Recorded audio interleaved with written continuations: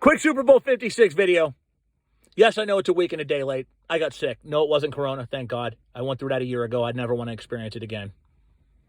No, it's nothing life or death either. So you guys don't got to worry about that. But before I start, congratulations to the LA Rams. You guys have spent years building to this. Ever since you moved back from LA, you've not been afraid to spend money. You've treated draft picks like Tinder profiles that you had zero interest in. You've swiped right. And this is the fruit of your labor. First Super Bowl since 1999 when you were still in St. Louis. First Super Bowl as the Los Angeles Rams. And I don't think they're going away. I mean, that NFC is wide open. And you still got the core. Matt Stafford, I know he's 34, but I think he's got another 3 or 4 years left in him. Cooper Kupp, that guy is a game changer. That guy, to me, is the most impactful wide receiver that we've seen in the NFL since Larry Fitzgerald. I think he single-handedly changes games. That defense, Aaron Donald, is a monster. Monster. Jalen Ramsey, stud. So we could see the Rams right back here next year. Wasn't a fluke. Anyway, the purpose of this video is a message to you Cincinnati Bengals fans, or those of you that wanted to see the Rams lose. And I want to settle this by just saying this mainly to you Bengals fans. I got nothing but love for your franchise. All due respect, you had a hell of a year. Absolutely amazing season that far exceeded any preseason expectations that anybody could have possibly had. If I would have told you, or any expert would have told you, that your team would have made the playoffs in August, every single one of you would have lined up in downtown Cincinnati and kissed Zach Taylor's ass in unison. If we'd have told you that you would have been 1 minute, 26 seconds away from beating the Rams in the Super Bowl, yeah, it was a hell of a year. And guess what, guys? This isn't 1981 or 1988. This isn't a fluke. Your team is built to sustain. You've got a hell of a team. That quarterback you got, Joe Burrow, he's got ice in his veins. He's a stud. Okay? He refuses to lose. Sometimes they lose games, but it's by no fault of his.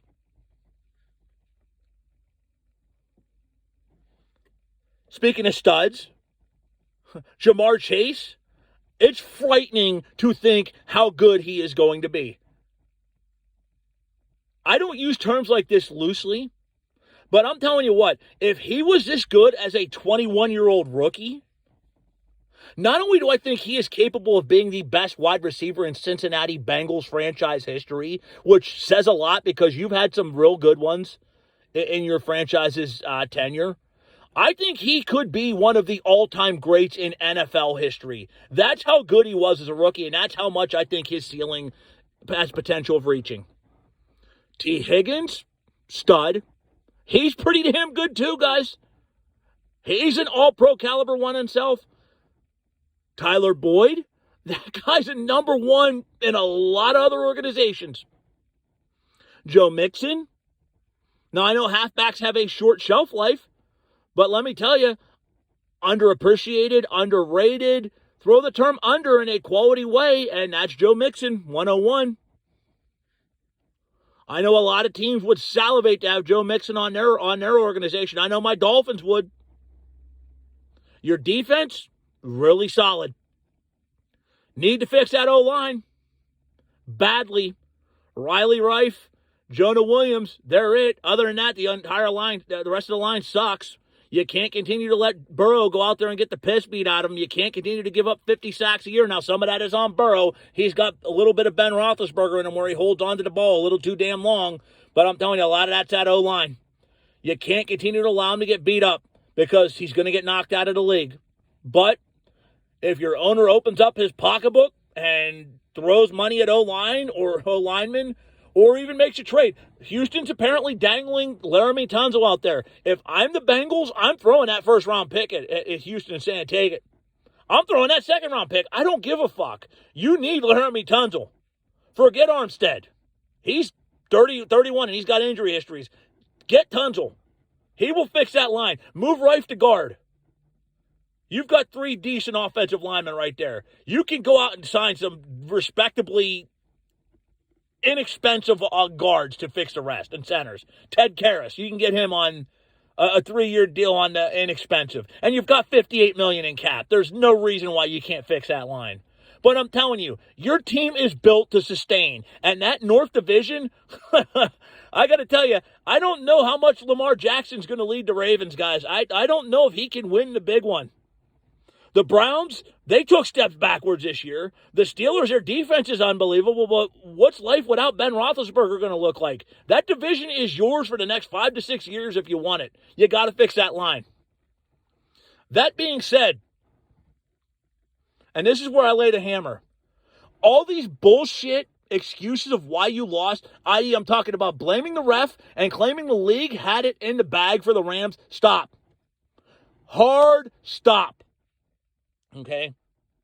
And this goes for people that were anti-Rams, that were rooting for the Bengals, whether you have ties to Cincinnati or not.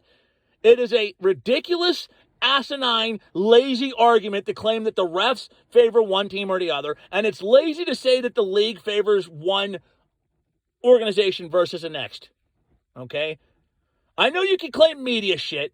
Yeah, LA is a much bigger market than Cincinnati, guys. I've spent a long time in sports media. You don't have to tell me that Los Angeles, which is media market number 2, is bigger than Cincinnati. I'm not a moron.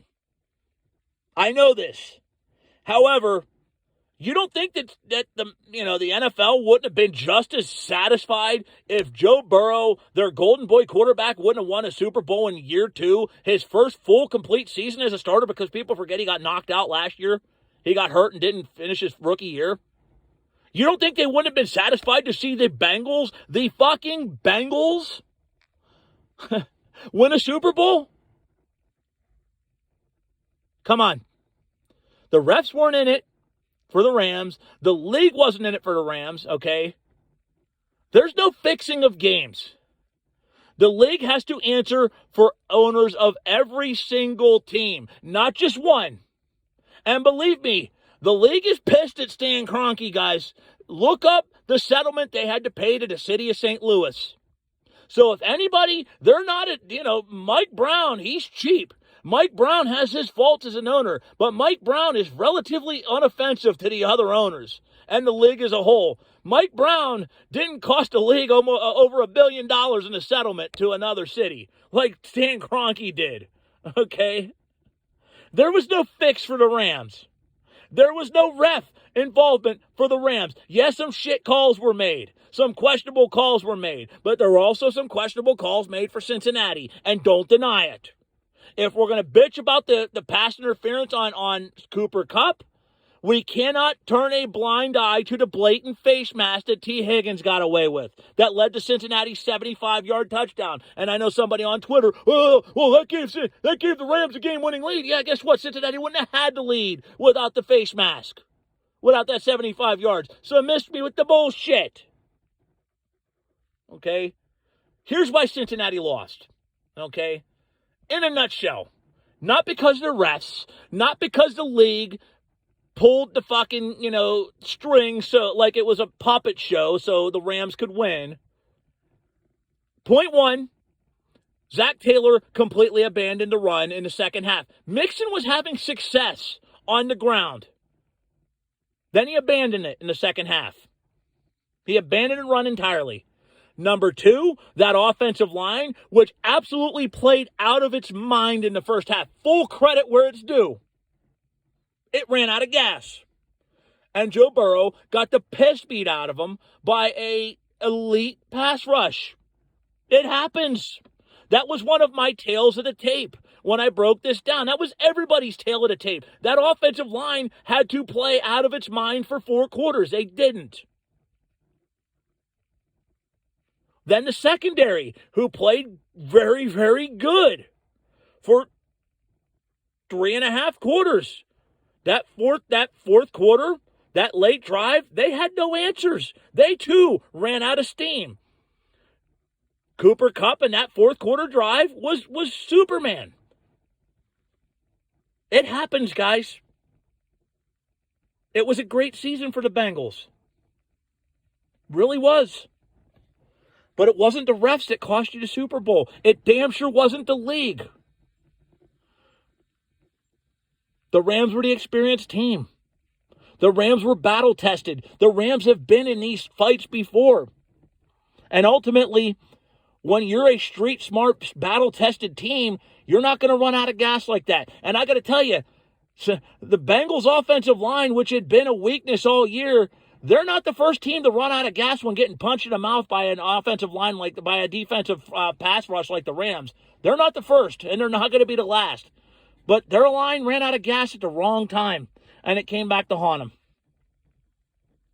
Anyway, that's my Super Bowl 56 recap. Congratulations to both teams, man. And it was a hell of a Super Bowl. It really was. It was an exciting game. You know, there was never a point in this game to where I said it was out of reach for either. Ironically, Cincinnati coming up into the final 2 minutes, I said, shit, they're going to pull this out. And it's ironic that it was 20-16 with 1:26 left. I know why Cincinnati fans feel like they're getting kicked in the nuts. It's deja vu back to 1989 all over again. They're up 20-16, which, by the way, was the final score of the Super Bowl, that last Super Bowl they were in back in 1989, when Joe Montana broke their hearts with a touchdown pass late to John Taylor. This time they're up 20-16, and it's Matthew Stafford hitting Cooper Kupp in the back of the end zone, touchdown pass. It's deja vu all over again. By the way, forget the refs. You know, wide open, missed pass. I mean, shit happens. It sucks. It sucks to get to the Super Bowl and lose, especially close. It's like going to home, getting nominated for Homecoming Queen. If you're a girl, you'll get this, and finishing runner-up. There's some comparisons I could make for a guy that probably aren't appropriate. You get the drift. I know it hurts. If you're a Bengals fan, believe me, I get it. Maybe I don't because I'm a Dolphins fan and I was fucking 5 years old the last time we made the Super Bowl, 4. But I can feel your pain. I really can. Hopefully there's other opportunities. I know there's no guarantees. I know there's not. Cam Newton was 25 when he made the Super Bowl. And he hasn't got back, and he will never get back. He probably won't ever get back as a starter again. He may get back as a backup, but it doesn't look like he'll never be back as a starter. I mean, God, I know, guys, what it's like to have a 25-year-old stud quarterback that gets to a Super Bowl and loses and never makes it back. I'm a fucking Dolphins fan. Believe me, I know. So I know there's no guarantees, especially in that AFC, which is such a murderer's row with Patrick Mahomes and with Buffalo and Josh Allen, who looks like a monster. And you got the Chargers with Justin Herbert, who looks like a killer. And teams improve on a regular basis. But you've got a core. You've got a hell of a core. I think they're going to get back. And soon. So keep your heads up. Anyway, thanks for listening, guys. This has been your Super Bowl 56 rant, recap, discussion, whatever the hell you want to call it, TED Talk. I'm going to be on here talking some college basketball. Hopefully baseball gets their shit together so I can talk about that. But as always, like, share, subscribe to the channel. It helps me with the YouTube algorithm. And I will talk to you soon. My name is JP. I am the voice of sports. And I will talk to you soon. Take care of yourselves.